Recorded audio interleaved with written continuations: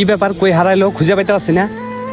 আরে মনি দাঁড়া, ওইটা তোর বয়ফ্রেন্ড সোহেল না, যার সাথে তোর বিয়ে ঠিক হয়েছে? একটু ভালো করে দেখ তুই। কি রে ওইখানে কি করতেছে? বাইরে তুই না বলছিল অনেক বড় লোক কুটিপতি ছিলে, এখন দেখি ওইখানে ময়লা পরিষ্কার করতেছে রে বেড়া। আর কি বলবো, ও তো এখানে ময়লা পরিষ্কার করতেছে। বাইরে ওর ড্রেস আপের সাথে আমাদের ড্রেস আপ যায়, ওর সাথে তো তোর লেভেলে যায় না। তুই ওর সাথে কিভাবে রিলেশন করছিলি? আরে হ্যাঁ দোস্ত, দেখতে তো সোহেলের মতো লাগতেছে, কিন্তু সোহেল এখন কি করবে? চল তোর কাছে যাই একটু। আজকে সোহেলের খবর আছে, সোহেল ময়লা কাজ করে। এই সোহেল, এই তুমি দাঁড়াও। আরে কে? মনি দি এখানে। মনি এখানে কি করে? আর বাই দেবে, তুমি এখানে, তুমি সব কি করতেছো আমার সামনে? আরে মনি তুমি এখানে? আরে ভাইয়া ভালো আছেন? হাতটা মিলান। এই ছোট লোকের বাচ্চা, তোর কত বড় সাহস, তোর ময়লা হাত দিয়ে তুই আমার গায়ে হাত দিতেছিস? সর এখান থেকে। সরি ভাই, সরি। এই সোহেল, তোমার কি সমস্যা? তুমি না আমাকে বলছিলে তুমি সিটি কর্পোরেশনে চাকরি করো, আর আজকে আমি সব কি দেখতেছি? তুমি না সরকারি কর্মজীবী, কিন্তু তুমি এখানে ময়লা পরিষ্কার করতেছো। কি আমার সামনে নাটক সিনেমা শুরু করছো নাকি?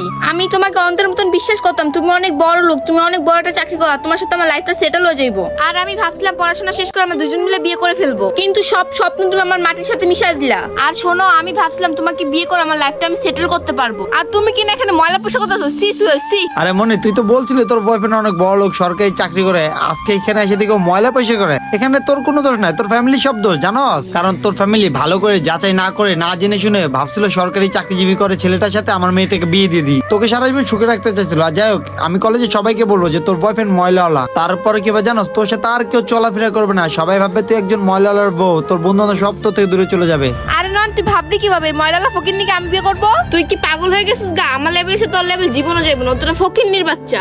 আরে মনি কি বলতাছো এসব? ময়লা পরিষ্কার করতেছি ঠিক আছে, এজন্য আজকে তুমি আমার ফ্যামিলি নিয়ে কথা বলবা? আর বাই দ্য ওয়ে, তুমি বিয়ের কথা কেন তুললা? কি আমাকে বিয়ে করতে চাচ্ছ না? কি বললি তুই? তুই তো একটা ময়লালা, তুই কি এলাকার নেতা নাকি? তোকে সম্মান দিয়ে কথা বলতে হবে আমার? আর কি বলবো, ছোট লোকের বাচ্চা সাহস করতে পারো আমাকে বলে মনি তুমি আমাকে বিয়ে করবা নাকি?